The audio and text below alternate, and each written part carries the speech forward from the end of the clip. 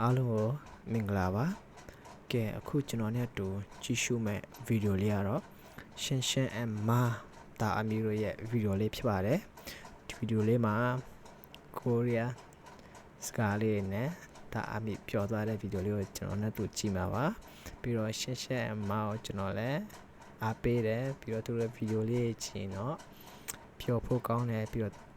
သူရဲ့သားလေးကလည်းရမ်းချစ်ဖို့ကောင်းတယ်လိမ္မာတယ်ကြီးလာရင်ကိုရီးယားစကားသင်တန်းတက်ခန်းလိုက်ကျွန်တော်လိုပဲထိုင်ရောက်လာလိမ့်မယ်ဟောတော့ချာနာကဘိုက်ဆိုင်ပြီးချမြန်မာလိုကြီးတနေ့မယိုးရတဲ့တာအမိအရင်ဘွားကဘာတွေများဆူတောင်းခဲလို့ပြည့်စုံတဲ့မိသားစုဘွားမျိုးရချလဲအားချလိုက်တာကဲဒီဗီဒီယိုလေးကိုကျွန်တော်နဲ့အတူကြည့်ရှုလိုက်ရအောင်နော်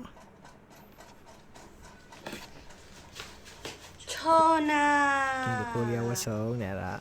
ကိုရီးယားပြောလေကိုရီးယားစကားပြောလေနဲချောနာကန်ဆာမီတာ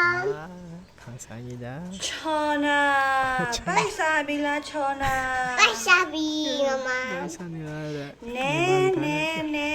ထမင်းချိုင်းဆောင်မယ်ချောနာချောနာဟုတ်ကဲ့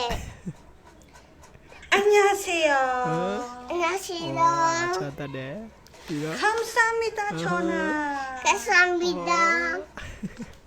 အမေပြောတဲ့အတိုင်းပဲထက်ချပြောနေရနော်ကိုရီးယားစကားနဲ့ပြောမယ်ဆိုပြီးတော့လေမနေ့ကချောနာလုပ်ပေးလိုက်လို့ဟုတ်လားဒီနေ့လဲချောနာလုပ်ပေးပါတဲ့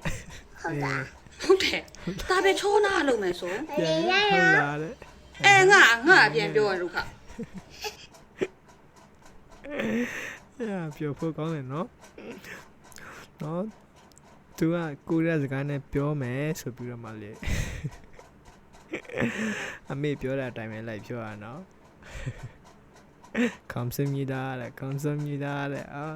တိုင်ပတ်နေရနော်ကဲဒီဗီဒီယိုလေးကတော့ဒီလောက်ပါပဲအားလုံးပဲ BNK ရှင်းလန်းချမ်းမြေ့ကြပါစေဘိုင်